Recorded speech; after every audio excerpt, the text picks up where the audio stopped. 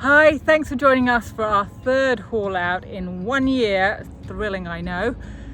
What I wanted to talk to you about was a little bit of housekeeping. YouTube have changed their algorithm again, and it seems that they're unsubscribing a lot of people. So my ask to you is, could you check your subscription? And if you aren't subscribed, do subscribe. And if you've never subscribed, why not subscribe now? On with the show.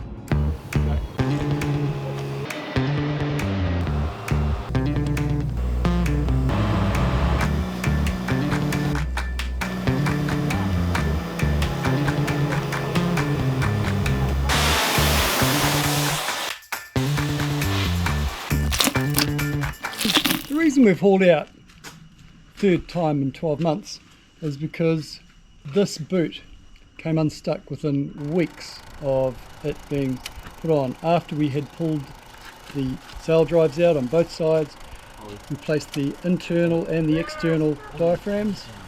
They are up inside this cavity here, so that needs to be covered over, and this boot, it's called a boot, was glued on, and our engineer assured us that was the best way to go, by gluing it with 5200, a 3M product.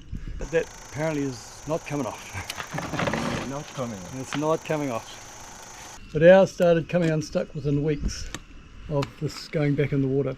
So I'm not prepared to leave this flapping around for another couple of years and risk barnacles growing up inside this cavity on this brand new diaphragm. It's a rubber diaphragm, and potentially if the barnacle gets on a part where there's movement, because this moves around a bit, potentially cutting a hole in the diaphragm. Interestingly, starboard side has plenty of growth on the diaphragms. Port side has almost nothing on it. It's a hard case, and I can't explain it because the boots both fell off at the same time.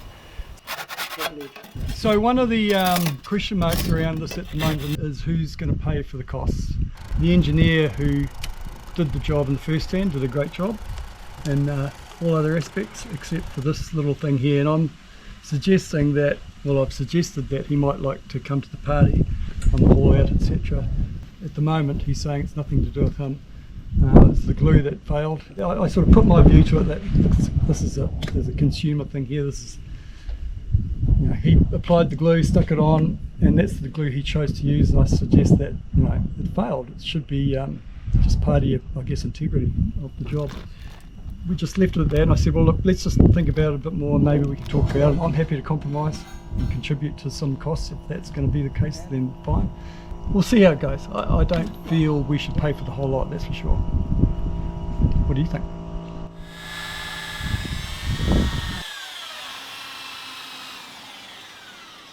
Why am I on Javelo and why am I on the cruising Kiwis? I've been following YouTube channels for the last few years, and I had come across the cruising Kiwis and just really took to their family. The three boys, they were much smaller than when I first started watching, and Rob and Rachel, and there was just a certain attitude and lifestyle aspect that was very similar just across the pond in Kiwi land from Australia. So I had a real liking. So they're the first channel that I subscribed as a patron. So I've been a patron since 2021, and they've answered my questions when I sent the request, and it was answered because here I am. It's been a fabulous few weeks. I've learned heaps while being here. Javelo's a boat that's well lived aboard. I've done plenty of miles. It's safe, and it really feels like home. It really feels like home. And some of the things I'll take away most from my time aboard here is you don't need all the fancy equipment to be able to sail. This has manual winches. It was a pleasure to use the winches. You know, you don't need to have push-button electric winches. You don't need all the radar equipment. You can sail safely and competently without fancy navigation equipment. In fact, using Navionics on an iPad, which is always up to date, is an actual key component to safety. We found sailing the waters here in Southeast Asia particularly safe. In fact, the safest thing you can do is keep your eyes out the front of the boat. The more equipment and the more these distractions you have to take your eyes away from that is to your detriment, not to your benefit. We've gained some spectacular memories, some lifelong memories aboard here. We've been diving, we've been snorkeling, we've done countless hours of sailing and boat work. We haven't been immune to what's required to live aboard a boat. There's been some cleaning of the hulls, really important to keep the hulls clean. Maintenance work goes on a boat, and that's just part of what living aboard is about. Look at that, I had it perfectly lined up. You look very small, Robert. You might want to take a step I'm up. taller than I look, okay? Oh, you that's go. more like it. Yeah. Actually, you're quite shorty, but shorty. So we have our one of our patrons, Clint, here. I'm sure you've already met Clint already. But Clint, in an act of unbelievable generosity, well, we're buying this outboard engine, and he went and paid for it when we came to the crunch time. Incredibly generous, and we're very grateful. And I'm feeling very awkward actually, and even talking about it because it's just it's so unbelievable. Anyway. It's a small step. Thank you for coming. I guess you're wondering why I've gathered you here. So thank you, Clint. We've had a lovely time with you and your family. Brock and Ollie have been great companions to Ivan, and we've really enjoyed sailing with you. We hope to sail with you again in the not too distant future. Likewise. Big drum roll, roll, here we go. Ta-da! Ollie the engine, do you see what that says? Ollie the Outboard. Wow, Ollie look the what this Outboard. says. Is that your name, Ollie? It is. Ollie. Ollie. I'm gonna drive that. Oh, You you're can gonna- drive it, wow. It's your engine to drive, is it? Ollie the So this is Outboard. Ollie the Outboard to remind us of you and the time you spent with us.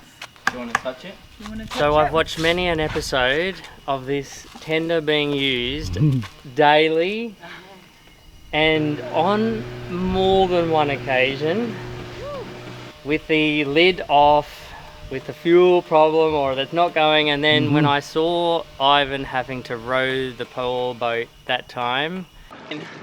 No, we should try to get as far as we can. No, it's fine. No, you don't have to pedal, it's fine. I thought these guys really need an update of their outboard. Having sailed with them the last few weeks, I heard Rob say when we get to Malaysia there might be an outboard available, and I thought that's my opportunity. Yep, so we're going to bless this with a little bit of champagne. Release the engine. That's what I reckon. No, Here we go. Yay! Okay. We bless this engine, Ollie, and all who rev its throttle. There we go. Oh, is that it? Oh, okay. Wasn't ready for that.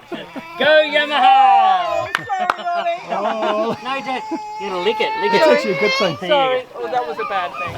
Oh, what do you think Damn of it, champagne, most of Ollie? it's gone. Do you like it? Oh, well. Do you like it? No. Sorry, my Wasting darling. good French It was- That was a champagne. horrible thing to do, Yeah, that's wasn't it? key. How many pulls it's going to take to start the engine? I'm saying For 4. the first time, yeah. 4, 4, 5. 1. First pull, first go. So, do you want to start it, Clint? No, mate, yeah. Okay, here we go. Wow. Okay. Okay. Oh, Two, come on.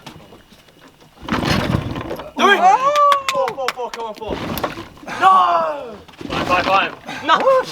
Okay, where's that choke?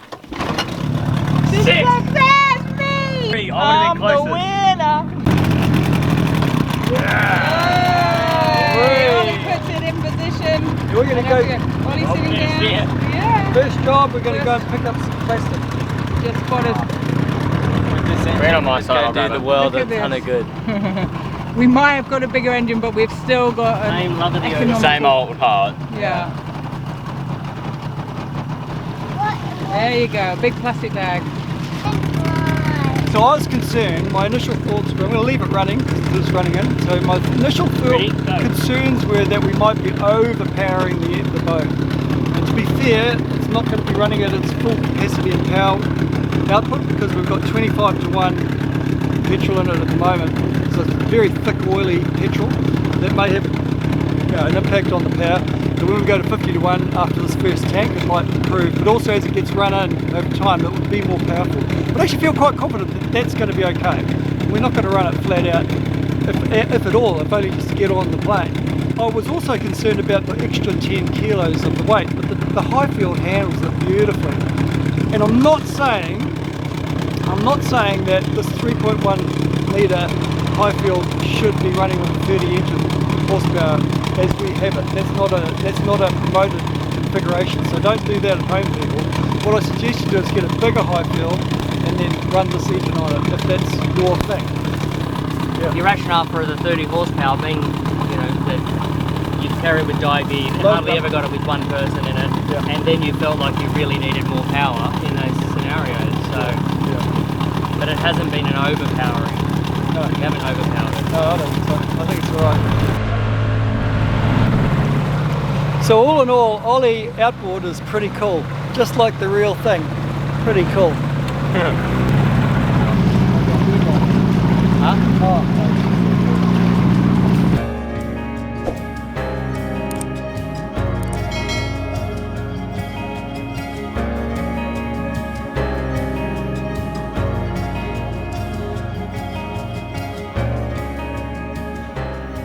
I was put on to a guy called Tony, a Finnish guy who knows quite a bit about priming and preparing for these sorts of jobs. He told me there's a product that Seeker use called 292. You can't get any 292 on the island here, but he said he imported some from Europe and he has a spare one that we can use if we wish. But he said with that product you need to prime the two surfaces. You need a particular primer for the rubber and you need another primer for the fiberglass. We can access the fiberglass primer no problem. Still not even sure what the rubber primer is and where even to source it. So a few question marks on that one, if I go down that line. Then I met a guy called Chad on his yacht, and he said he got the rubber boots and he glued them on with 285, another Seeker product. They use it for car windows. And he stuck it on. He said it's thick and gooey and really it penetrates into the surfaces and it adheses itself in that way and in that matter, and it forms this kind of solid rubber finish. And he said he stuck it on and hammered with soft mallet onto the hull after he put it on the boot, pushed it up, and it's been like that for over 18 months and not a single sign of coming away. And he has some of that too, which he's offered to give us. I'm thinking I might go with that option, mainly because I can see it, and it's relatively easy, and you don't use any primer. It just kind of adheses into the material, whatever it is, as is the case with his one, so we'll see how that goes. Spread it around, man. Spread it around. Spread it like peanut butter. Really want it to go right at the edge. Look at that. It's like spreading Nutella, isn't it, Ivan? Not that we really know what that's like, do we, Ivan? Have we ever had Nutella? What is Nutella anyway? Have we ever had Nutella on this boat? No, I don't think. Well, you snuck it on maybe once, I think. Oh, that's right.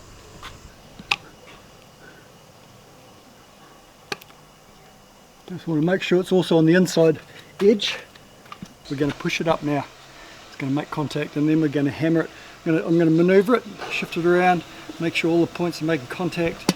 This stuff does its own self-priming. The more we pressure it, and I'll do it with my hands first and then I'll use a block of wood, hit that, then I'll probably finish with the mallet. Obviously I did it out a bit too far, but that's okay. We can use that excess and go back over the edges.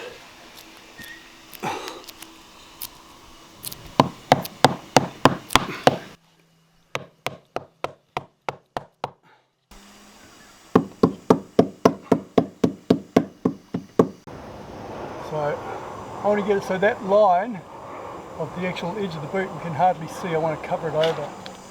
I probably could use the spatula, couldn't I, for this, but this is okay. It's doing the job. And a big lump of. Now I'm going to spread it all over. Liberally.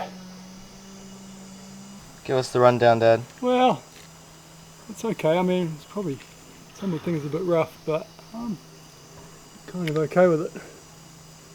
Gloved hand, non-gloved hand. I didn't expect my left hand would get so much on it. There you go. Oh, I've got ants going all over my leg now. Oh. The troops were rewarded with a feast at one of Langkawi's hidden gems. A definite must try if you're visiting Langkawi's shores. So we've just driven to Pizza Hill, and it really is on a hill. In fact, our bike was almost flat out doing about 5 kilometres up it. And a special little treat for the troops. We've been here before. It's actually really nice. They make the dough. It's all handmade. And you get served what they decide to make that day. It is what it is. And then eat it. Yay! Let's do it. You wouldn't think there'd be a pizza place here, would you? I was like, did you go looking for the widest ends of the earth to find? It's a nice ride, but exactly, this is literally the middle of nowhere. Yeah. So. Prepare to be amazed. Smells divine. So, Andy just pointed out that it says final destination Russian St. Petersburg. So this was probably destined for Russia, got sanctioned and got sold off to we were in Malaysia, and here it is now. So their loss is your win. I think it's on, guys. It works. This is the site I came into. I've been out all day. Rachel's had a stroke and a heart attack. So had Ivan, but he's had a miraculous recovery. And in the meantime, someone's come in and trashed the place. Are you under recovery? Did you come back to life? He came back to life. Oh, Ivan. Ivan. Stay in character, man. Ivan. Is that how you clean your teeth? Teeth whitening service. Dum, dum, dum. Bum, bum, bum, dum, dum.